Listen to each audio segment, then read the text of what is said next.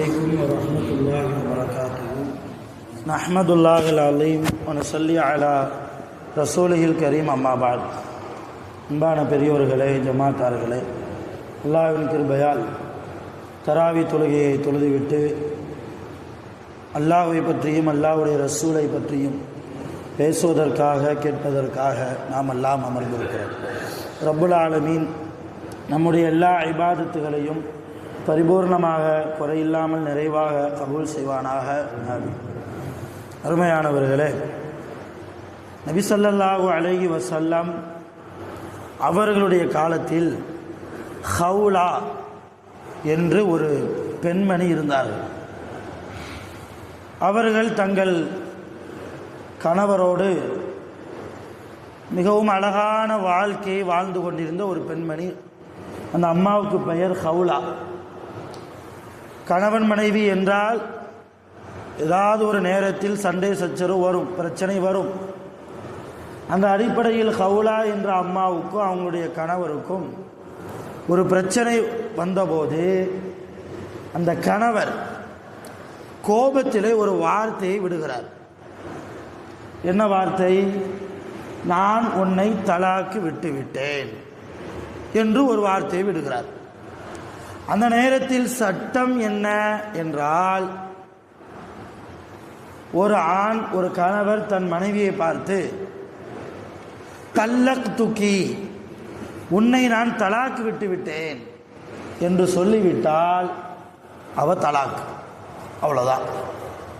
அந்த நிமிடத்திலிருந்து அந்த பெண் அந்நிய பெண்ணாக இந்த ஆணுக்கு மாறுகிறாள். இப்போ 1 மாத காலம் இதா இருக்கணும். எங்கே இருக்கணும்? கணவருடைய வீட்டிலே இருக்கணும். அந்த 1 மாதத்துக்குள்ள கணவர் தன்னுடைய நிலையை புரிந்து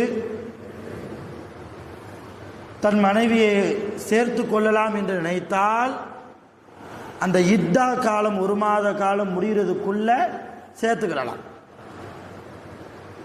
அந்த 1 மாத கால இத்தா முடிஞ்சிருச்சுன்னா ஆட்டோமேட்டிக்காக 2வது இத்தா இருக்கணும்.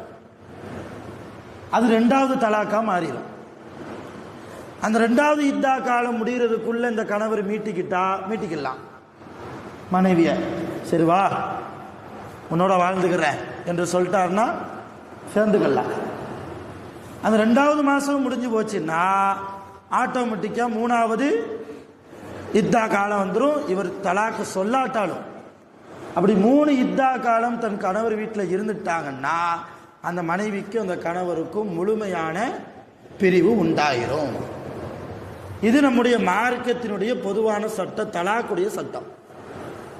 இதுவே ஒரு கணவர் தன் மனைவியை பார்த்து கோபத்தில் உன்னை நான் முத்தலாக் விட்டுட்டேன், முத்தலாக் 3 தலாக்க ஒரே நேரத்தில் சொல்றாரு அப்படின்னா இந்த அம்மா அந்த நிமிஷமே அந்த கணவருடைய வீட்டை விட்டு வெளியே போய் ஆகணும்.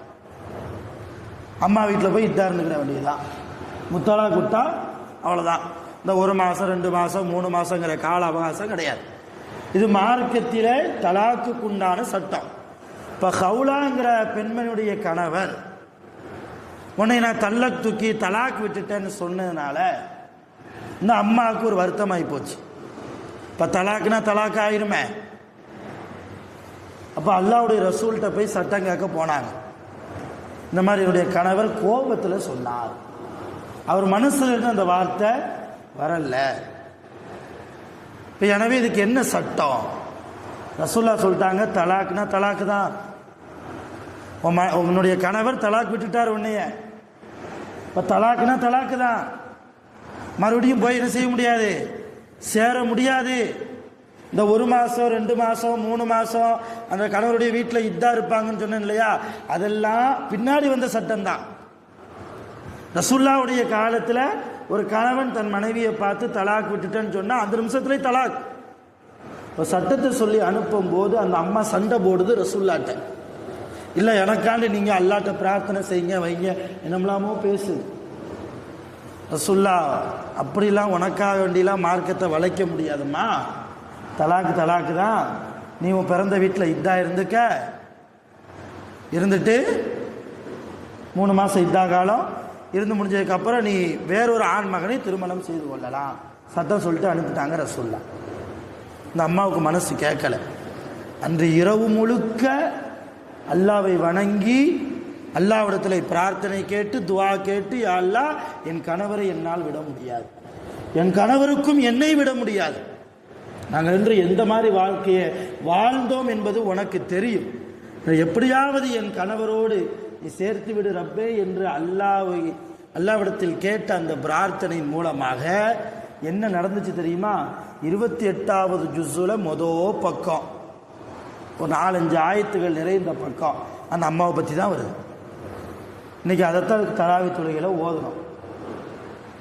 அல்லாஹ் சொல்லிட்டான், கது சமி அல்லாஹு கௌலல்லதி துஜாதிலுக ஃபீ ஸௌஜிஹா வ தஷ்தகி இலல்லாஹ். நபியே, உங்களிடத்தில் தன் கணவன் சம்பந்தமாக முறையிட்டாலே அந்த பெண்ணுடைய சப்தத்தை அல்லாஹ் கேட்டு விட்டான், சட்டத்தை மாத்துங்கன்னு சொல்லி அல்லாஹ். இருந்தாலும் அந்த கணவர் தலாக் விட்டுட்டாரு, அவருக்கு சில பரிகாரங்களை செய்ய சொல்லி மனைவியோடு சேர்ந்து சொற்கிட சொல்லுங்க. என்ன பரிகாரம்? நோன்பு வைக்கட்டும், அல்லது 60 ஏழைகளுக்கு சாப்பாடு கொடுக்கட்டும், அல்லது ஒரு அடிமையை உரிமையிடட்டும்.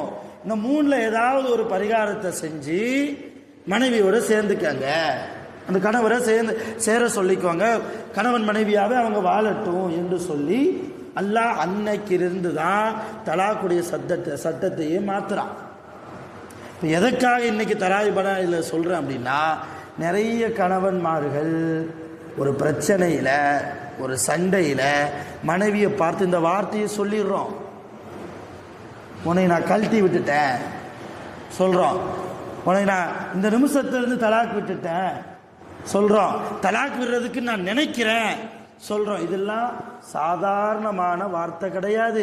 அடுத்த நிமிஷமே நம்முடைய மனைவியை அந்நிய பெண்ணாக மாற்றுகிற வார்த்தை. அந்த வார்த்தையை சொல்லிட்டா பரிகாரம் தேடி ஆகணும். என்ன பரிகாரம்? 2 மாதம் நோன்பு வைக்கணும். ஒரு நோன்பை விட்டா என்ன பரிகாரமோ அதே பரிகாரம் தான் இங்கேயும். அல்லது 60 ஏழைகளுக்கு சாப்பாடு கொடுக்கணும், அல்லது ஒரு அடிமையை என்ன செய்யணும், உரிமையிடணும். சாதாரண அந்த வார்த்தையை சொல்லிட்டு அடுத்த நிமிஷமே அல்லது அடுத்த நாளே மனைவியோடு சகஜமாக வாழ்கிறோம்.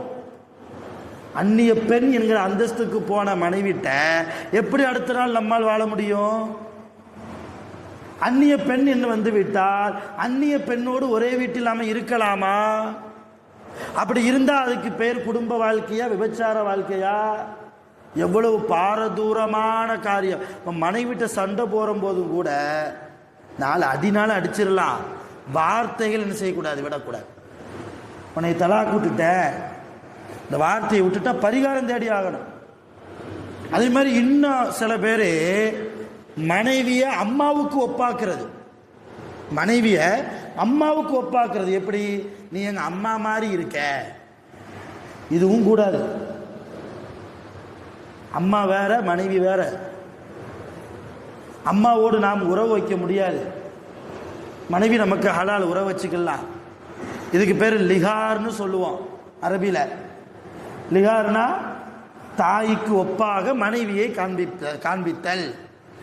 இன்னைக்கு நிறைய கணவன்மார்கள் மனைவியோடு ஒரு நல்ல வாழ்க்கையை வாழ்ந்து கொண்டு இருக்கும் போது, என் மனைவி எனக்கு 2வது அம்மா அப்படி சொல்றது உண்டு. எங்க அம்மா மாதிரி என் மனைவி அப்படி சொல்றது கூடாது என்கிறது மார்க்கம். மனைவி அம்மாவினுடைய இடத்துக்கு ஒருபோதும் வர முடியாது, அதே போன்ற அம்மா மனைவியாகவும் முடியாது. அப்படி சொல்லிட்டா என்ன பண்றது? அதுக்கும் இந்த பரிகாரம் செய்யணும். நோன்பு வைக்கணும், அல்லது 60 ஏழைக்கு சாப்பாடு கொடுக்கணும், இல்லைன்னா ஒரு அடிமையை உரிமையிடணும்.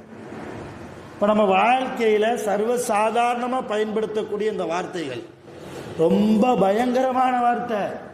மனைவியை அம்மாவோடு ஒப்பிட்டா அந்த மனைவி நமக்கு அந்த நிமிடத்திலிருந்து ஹராமாகிறாள். ஹராமான ஒரு பெண்ணோடு நாம் எப்படி உறவு வைப்பது, இல்லற வாழ்க்கையில் ஈடுபடுவது? இதை தாய்மார்களும் புரிஞ்சுக்கிறணும். கணவன்மார்கள் இதை சொல்றாங்கன்னா வாயை பொத்திரணும். நான் அம்மாலாம் கிடையாதுப்பா, உனக்கு நான் மனைவி தான் என்பதை தாய்மார்கள் சொல்லணும். இப்போ இது போன்ற மார்க்கத்தினுடைய சட்டங்கள் தெரிந்த மூமின்களாக நாம் இருக்க வேண்டும் என்பதற்காகத்தான் அல்லாஹ் குர்ஆனிலே சும்மா ஒன்றும் சட்டத்தை சொல்லிட்டு போகல. இந்த ஹவுலா அம்மாவினுடைய வரலாறை சொல்லி சட்டத்தை இந்த உம்மத்துக்கு சொல்றான்னா குர்ஆன் மூலமா அந்த சட்டத்தின்படி நாமும் என்ன செய்யணும், வாழணும். வெறுமன பள்ளிவாசலோடு நம்முடைய வாழ்க்கை என்ன செஞ்சிடக்கூடாது, கழிச்சிடக்கூடாது. நம் மனைவியோடு குர்ஆன் கூறக்கூடிய சட்டம் என்ன, நம் சகோதரர்களோடு பெற்றோர்களோடு குர்ஆன் கூறக்கூடிய சட்டம் என்ன. ஒவ்வொரு பிள்ளைகளும் பெற்றோர்களுக்கு துஆ செய்வது ஃபர்து. இன்னைக்கு எத்தனை பிள்ளைகள் நம் பெற்றோர்களுக்காக நாம் துஆ செய்கிறோம். அல்லாஹ் குர்ஆன்ல அழகான துஆ, அல்லாஹும்ம ரப்பனா ரப்பிர்ஹம்ஹுமா கமா ரப்பயானி சகீரா துஆவை வச்சிருக்கிறான். 15வது ஜுஸுல அந்த சூரா வருகிறது, அந்த ஆயத் வருகிறது, வலா தகுல்லஹுமா உஃபின், உங்கள் பெற்றோர்களை சீ என்று கூட நீங்கள் சொல்ல வேண்டாம். அவங்கள்ட்ட பணிவா நடந்துக்கோங்க, சங்கையா நடந்துக்கோங்க. பிடிக்கலையா அவங்களுக்காக துஆ செஞ்சுட்டு கொஞ்சம் ஒதுங்கலாமே தவிர அவங்க மனம் காயப்படும்படியான அளவுக்கு என்ன செய்யக்கூடாது, வார்த்தைகளை விடக்கூடாது. ஒதுங்கி இருந்தாலும் அவர்களுக்காக என்ன செய்யணும், துஆ செஞ்சுக்கிட்டே இருக்கணும். அல்லாஹும்ம ரப்பனா ரப்பிர்ஹம்ஹுமா கமா ரப்பயானி சகீரா, யா அல்லாஹ் நாங்கள் சிறிய வயதில் இருந்தபோது எங்கள் பெற்றோர்கள் எப்படி எங்களை பராமரித்து கொண்டார்களோ அதே போன்று அவர்கள் விஷயத்தில் நீ நடந்து கொள்வாயாக, அவர்களுக்கு என் பெற்றோர்களுக்கு நீ இரக்கம் காட்டுவாயாக, ரஹ்மத் செய்வாயாக என்றுதான் இந்த துஆவுக்கு அர்த்தம். இப்போ இந்த துஆவை அடிக்கடி நம் காலம் சென்ற பெற்றோர்களுக்கு, கபரில் வாழக்கூடிய நம் பெற்றோர்களுக்கு, நம் முன்னோர்கள் மூதாதையர்களுக்கெல்லாம் நம்ம துஆ செய்யணும். நம்ம பிள்ளைகளுக்கு அதை சொல்லிக் கொடுக்கும். அருமையான பெருமக்கள், இன்னைக்கு தராவினுடைய சிந்தனை குர்ஆன் கூறக்கூடிய எல்லா சட்டங்களையும் தெரிந்து வைத்து கொண்டு வாழக்கூடிய ஒரு வாழ்க்கையாக, பெற்றோர்களுக்கு துஆ செய்யக்கூடிய நல்ல பிள்ளையாக நாம் வாழ்வதற்கு முயற்சி செய்யணும். அதுதான் இன்னைக்கு தராவினுடைய சிந்தனை. இது ஒரு பக்கம். இன்னொரு பக்கம், ரமலானுடைய கடைசியில் இருக்கிறோம். இன்னும் சில நாட்களில் இன்ஷா அல்லாஹ் ஈதுல் ஃபித்ர் இல்லையா, நோன்பு பெருநாள். எல்லாருக்கும் ஒரு சட்டம் தெரியும், ஃபித்ரா சதக்கா கொடுப்பது எல்லாருக்கும் தெரியும் தான். ஒரு நாளைக்கு 100 ரூபாய், 1 கிலோ அரிசி, 1 கிலோ 633 கிராம் அரிசி அல்லது கோதுமை அல்லது இதற்குண்டான நிர்ணயம் விலை. ஹனஃபி மதுஹபில் விலை கொடுக்கலாம், காசு பணம் கொடுக்கலாம். ஷாஃபி மதுஹபில் விலை கொடுக்கக்கூடாது, காசு பணம் கொடுக்கக்கூடாது. எவ்வளோ கோதுமையோ அந்த கோதுமையை தான் கொடுக்கணும், அரிசினா அரிசி தான் கொடுக்கணும். இப்போ நம்ம ஹனாஃபுகளாக ஹனஃபி மதுஹபா இருக்கிறதுனால ஒரு நபருக்கு 100 ரூபாய். இப்போ வீட்டில் ஒரு 10 பேர் இருக்காங்கன்னா அப்போ 1000 ரூபாய்.